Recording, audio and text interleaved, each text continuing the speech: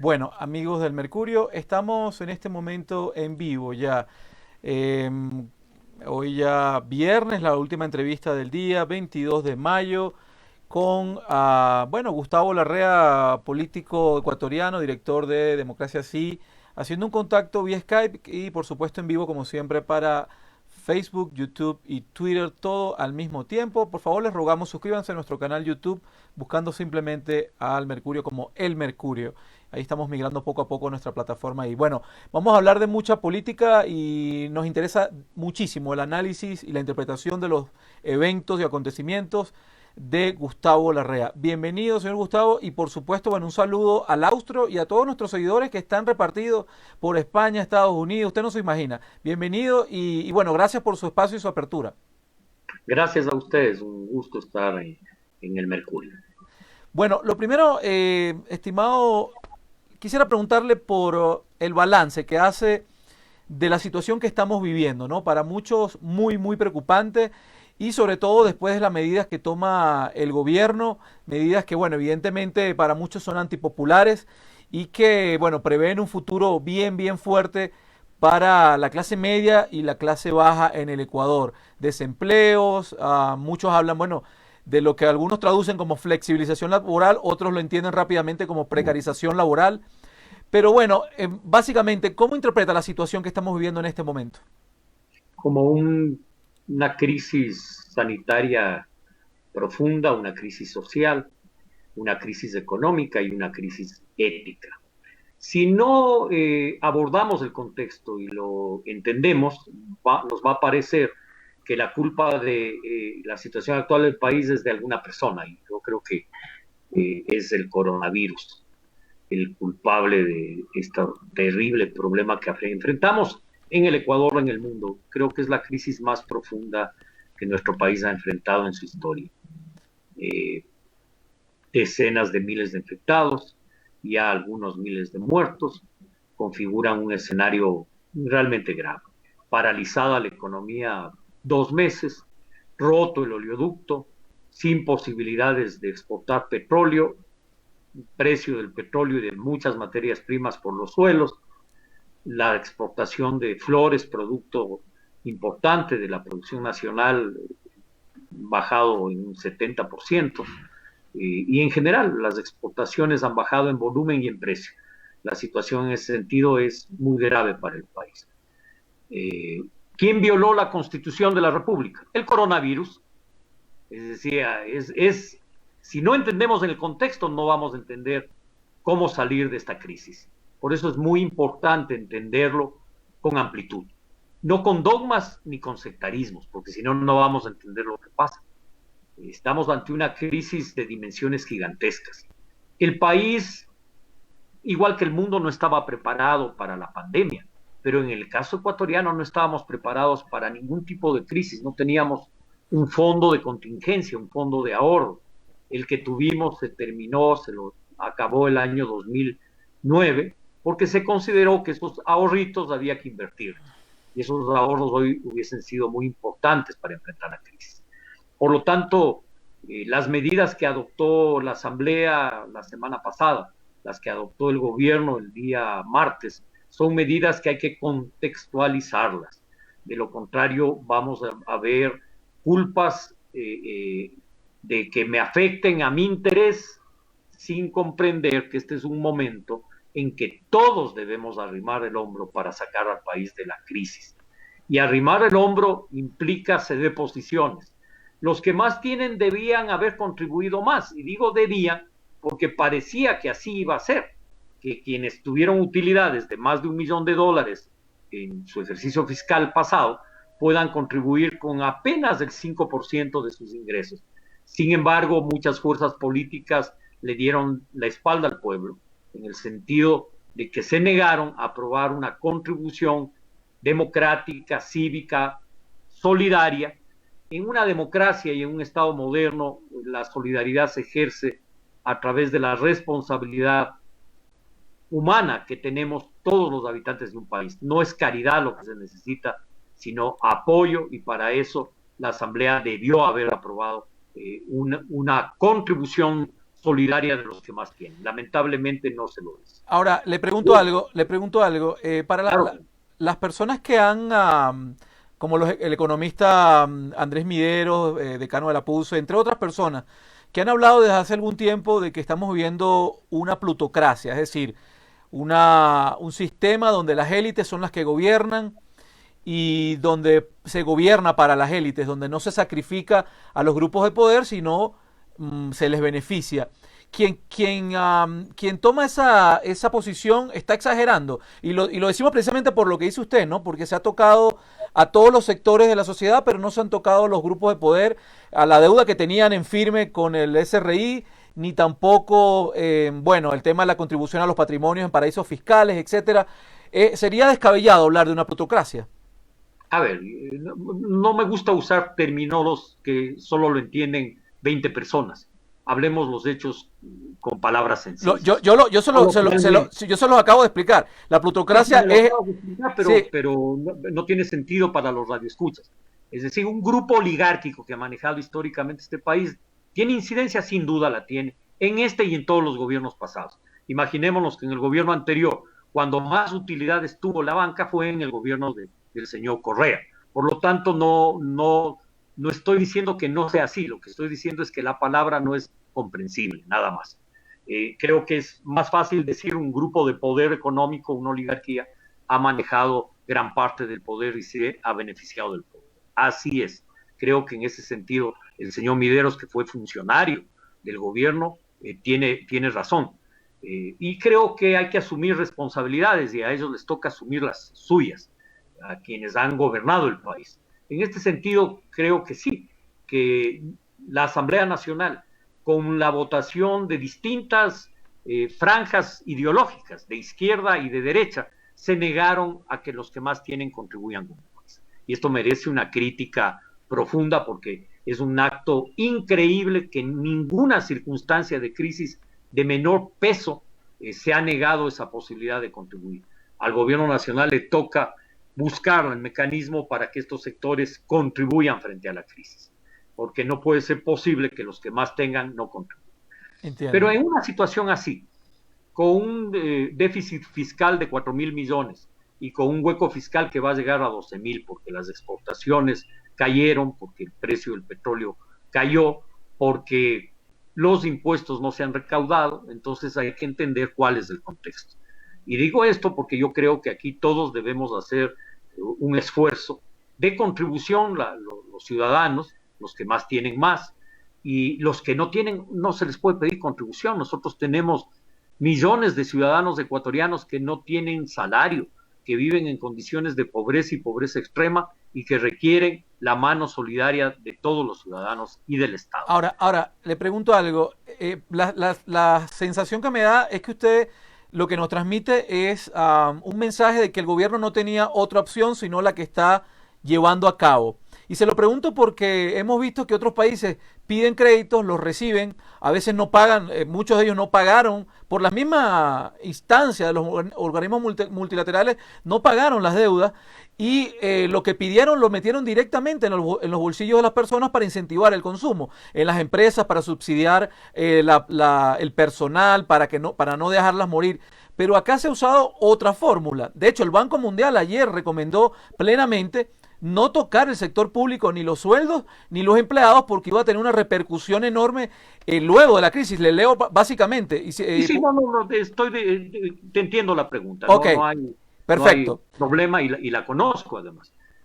Creo que son necesarias más medidas, más globales, y muchas de las que se han tomado son medidas atrasadas, debieron ser tomadas hace mucho tiempo atrás. Por ejemplo, austeridad fiscal debió regir desde que este gobierno asumió. Creo que tuvieron la prudencia de no ampliar el gasto público, de quedarse con el presupuesto que había para el año 2018, 2017, 2018, 2019, pero el presupuesto debió haber bajado porque los ingresos bajaron, porque el precio del petróleo bajó y eso incidió mucho en la economía ecuatoriana. Las decisiones que ha tomado el gobierno, lo que yo digo es que hay que contextualizarlas, que no pueden ser tomadas como un problema ideológico, que aquí todos debemos arrimar el hombro y que en ese sentido, cuando se pide que un sector, cualquiera que este sea, disminuya su presupuesto, hay que hacer el esfuerzo de recortar ese presupuesto. Más aún cuando tienes instituciones paradas, cuando no tienes los mismos gastos corrientes que tenías con el funcionamiento pleno de las actividades. De hecho, los gastos de muchas instituciones han bajado y tienen que ajustarse, pero no solo el Ejecutivo, también el Legislativo, también los otros poderes del Estado. Para ahorrar recursos, ¿para qué ahorrarlos? Para que no sean afectados los que menos tienen. Yo creo que esa debe ser la lógica que prime en el manejo de la política económica. Entiendo. No, sí, sí. No, le quería preguntar por su interpretación en cuanto a la figura presidencial, ¿no? Venimos de un gobierno anterior donde evidentemente, bueno, usted mismo lo ha dicho, fue un gobierno personalista, de culto a la personalidad, muy enérgico, no había que quitarle la capacidad de comunicación, no hay que menospreciar la capacidad de comunicación del expresidente Correa y de lo enérgico, la energía que le ponía al trabajo. Y ahora tenemos a un presidente que le toma esta pandemia y que, bueno, evidentemente la capacidad de respuesta es otra, la energía es otra, y que para muchas personas sienten que, bueno, es casi algo etéreo que está allí, sin mucha sustancia, y que pareciera que lo jalan de un lado o del otro, y que no tiene su voz demasiada contundencia en las decisiones. El pueblo está en el medio de esas dos visiones, esa dicotomía. Pero ¿usted cómo lo ve? ¿Usted piensa que es así realmente? No, yo creo que hay un problema de ideas en el fondo. Lo otro es de estilo. Confundir estilo con una propuesta o con posiciones políticas es un error. Más allá de que puede haber estilos que uno simpatice más o menos, que uno pueda creer que un estilo pausado es peor y un estilo, diría, agresivo es mejor o viceversa. No, yo creo que el problema no está ahí. Yo creo que el gobierno anterior no tuvo la precaución de generar un ahorro para cualquier contingencia, usó un modelo de despilfarro y corrupto, y creo que esas son limitaciones de concepción. Yo creo que este gobierno ha tenido limitaciones. Debió haber impulsado una reforma económica hace rato, pero una reforma económica dirigida a fortalecer la producción. Nuestro país no es Colombia, no es Venezuela, no es México. Aquí existen 800,000 unidades de producción agropecuaria. El Ecuador hizo su reforma agraria como muy pocos países de América lo hicieron. Heredamos un país que tiene 1,000,000 y un poquito más de unidades de producción, comercio, servicios urbana.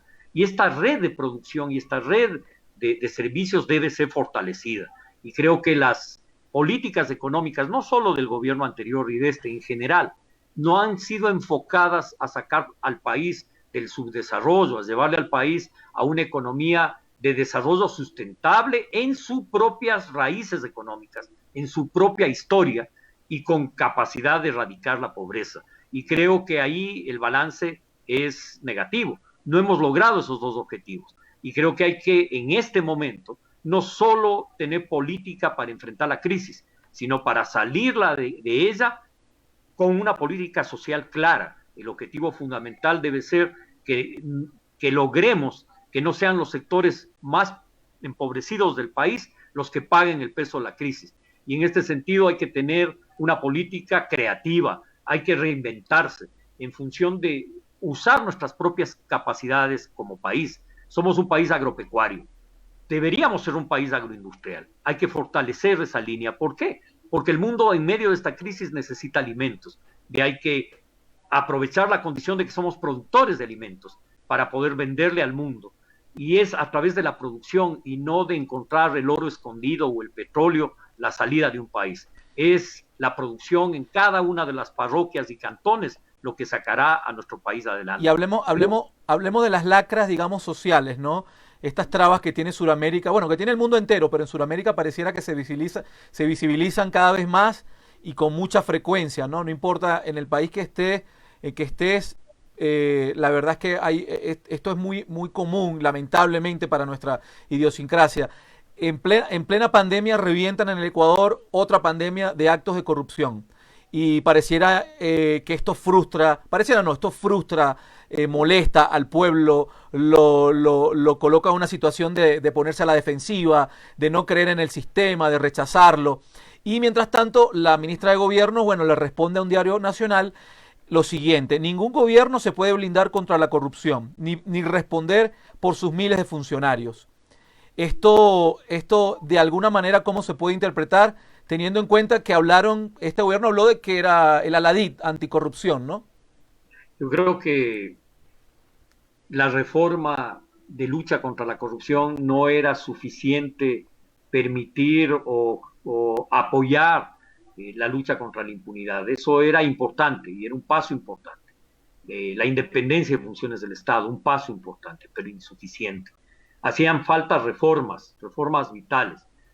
Hasta el año 2008, la Contraloría General del Estado emitía informes previos a la contratación pública y eso controlaba de alguna manera la corrupción, ayudaba a la lucha contra la corrupción. Se quitaron esos exámenes. Y la Asamblea Nacional tiene un proyecto 10 meses ya y no lo aprueba, de que la Contraloría, para que la Contraloría vuelva a hacer los exámenes previos de la contratación. Esto ayudaría estructuralmente a combatir la corrupción.